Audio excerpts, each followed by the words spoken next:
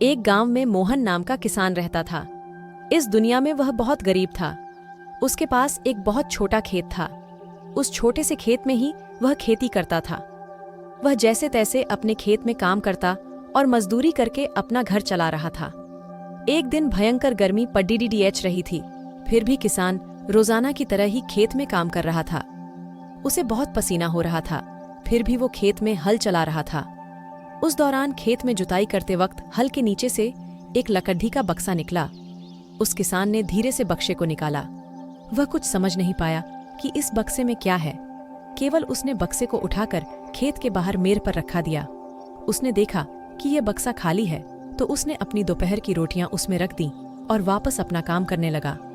थोड़ी देर बाद दोपहर में जब खाना खाने आया तो उसने देखा कि बक्से में बहुत सारी रोटियां थीं।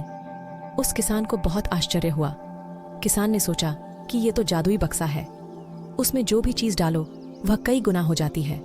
जो भी वस्तु उस बक्से में डाल रहे थे वह कई गुना हो रही थी।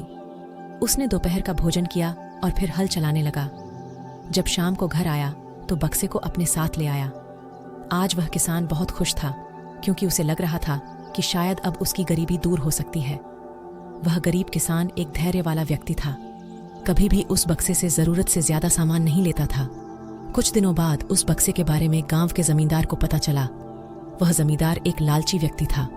उसने सोचा, मेरे जमींदारे में किसी भी जादुई वस्तु पर तो मेरा अधिकार होगा। जमींदार के कहने पर उसके आदमी उस किसान को पकड़ ले आए।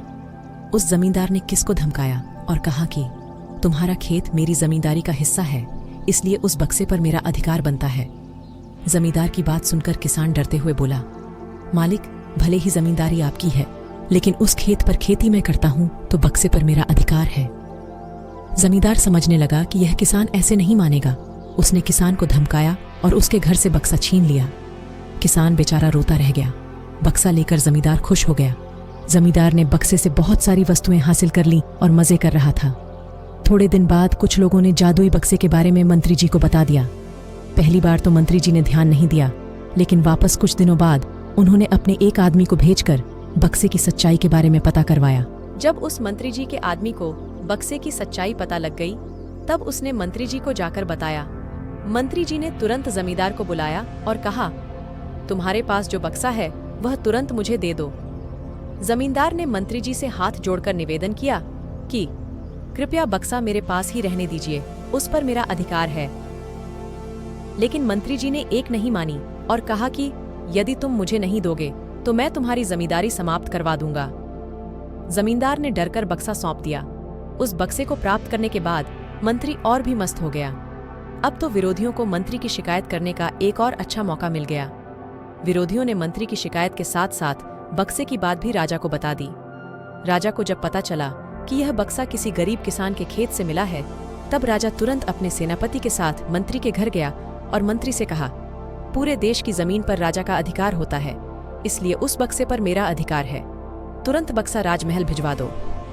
मंत्री ने तुरंत राजा की बात मान ली और सेनापति को बक्सा दिया।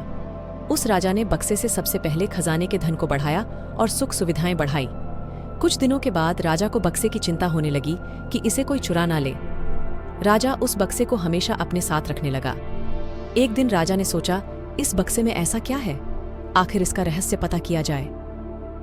उस बक्से का रहस्य जानने के लिए राजा उस बक्से में बैठ गया। बाहर निकला तो उसके जैसे अनेक राजा बाहर आ गए।